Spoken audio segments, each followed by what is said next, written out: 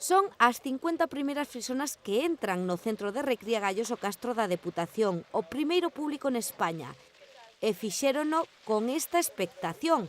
O presidente provincial e o responsable da empresa xudicataria acompañaron os animais que entran con 15 días nestas novas instalacións onde recibirán os mellores coidados para recriar.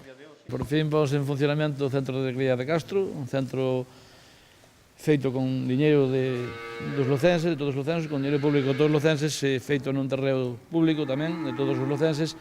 Ya digo, por fin se pon en marcha cada entrada das primeiras novillas, non? Nas próximas 24 horas van a entrar un mínimo de 100 novillas. Antes de ocupar os seus novos lugares, os exemplares pasan nesta primeira nave un rigoroso proceso de control.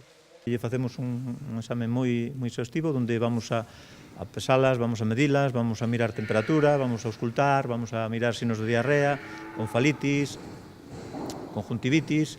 Se o animal está xa, pasa a esta outra nave, a de corentena. Aquí estarán 2 meses durante a súa etapa de lactancia nestes boxes individuais para evitar calquera contaxio.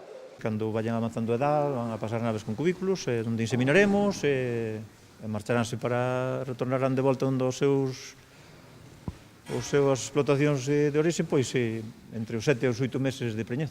Deste xeito alcanzarase exemplares cun alto valor produtivo e xenético a un prezo competitivo. Vai ter unha repercusión dun precio diario de 2,39 euros, o que se trata un pouco é de abaratar os custes que ahora mesmo tiña a crianza, que ademais tiña que salir fora de Galicia, neste caso fora de Lugo, sobre todo a Tauste e a Zaragoza.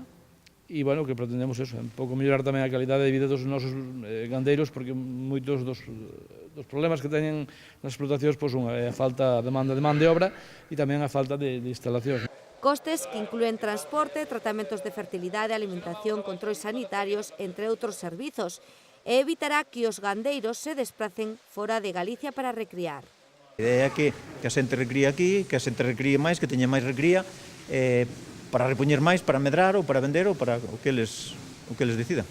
Todos os martes repetirase esta secuencia coa entrada de 30 novas novelas. As instalacións teñen unha capacidade para 3.000. O organismo provincial investiu 12 millóns de euros na súa construción, conta con 13 naves e 180 hectáreas de produción e un modelo de xestión con control público, unha aposta clara polo rural da provincia. Con isto se completa, polo menos, pois un proxecto que creo que é ilusionante para a provincia e do que se trata é un pouco de dinamizar e ser un motor da provincia, pois creo que esta Diputación ahora mesmo está a ser quen xenera, quen tira da provincia. Nun centro que, cando estea a pleno rendemento, prevese sexa en 2 anos, xerará beneficios anuais duns 3 millóns de euros na provincia e xerará 10 novos empregos directos e ducias deles indirectos.